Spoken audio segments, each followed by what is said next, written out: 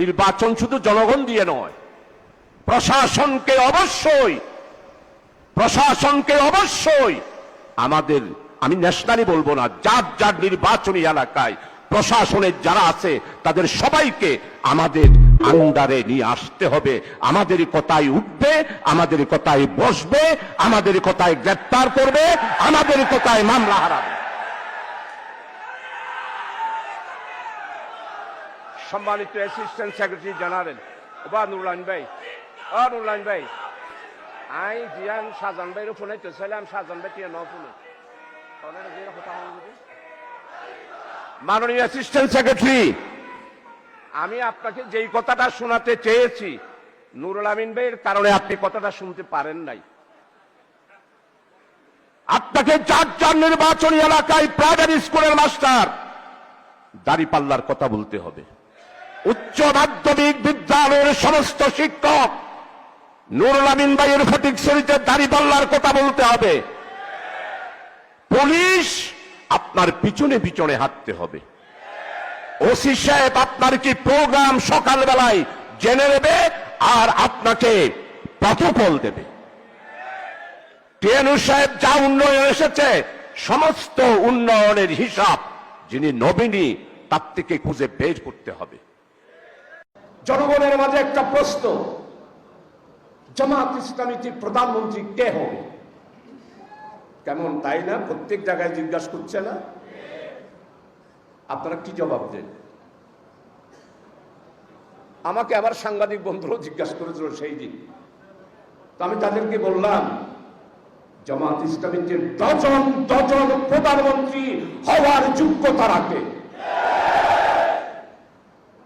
আপনারা ডক্টর শফিকুর রহমান, উনি বাংলাদেশের সীমানা বের হয়ে এশিয়ার সীমানা পার হয়ে এখন বিশ্বনন্দিত মানবিক একজন নেতা হিসাবে বাংলাদেশে আল্লাহর নিয়ামত হিসাবে আবির্ভূত হয়েছে। ইনশাআল্লাহ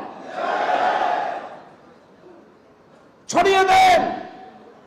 আগামী দিনে বাংলাদেশের প্রধানমন্ত্রী হিসাবে আমাদের আমিরে জামাত জনগণের সামনে পেশ করেন আপনারা।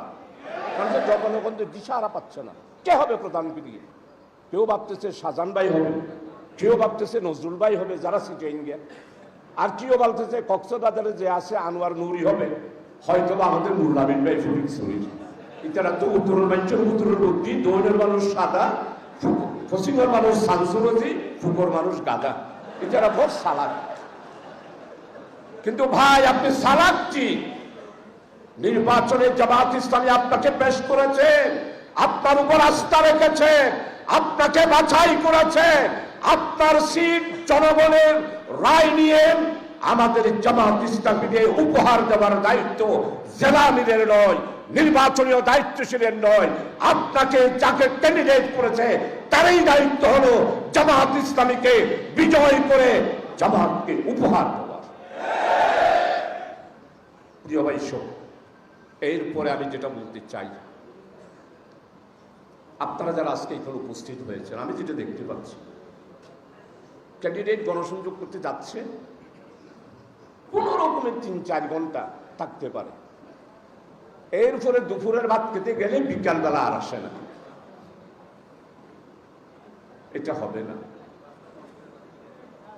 আপনি গণসংযোগের মধ্যে আপনি যাবেন ১০০ মানুষ নিয়ে, সর্বশেষ মিনিমাম ১৫০০ লোক গণসংযোগের সমাপ্তিতে থাকতে হবে।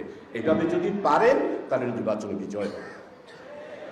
আপনি যদি ফকিরের মতো স্টার্ট করলেন ৫০ জন নিয়ে, সর্বশেষে গিয়া দেখলাম শুধুমাত্র ৫ জন আপনার সাথে উপস্থিত আছে, তো এইভাবে কি নির্বাচন হবে?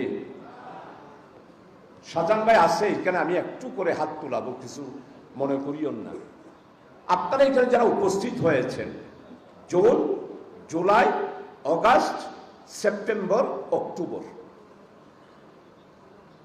এই 5 মাসের মধ্যে আমি 2 মাস বাদ দিলাম, আর 3 মাস আপনারা এভারেজ 4 ঘন্টা গণসংযোগ করেছেন যারা, তারা মেহেরবানি করে একটু হাত তুলে। 4 ঘন্টা গণসংযোগ করেছেন কন্টিনিউয়াস।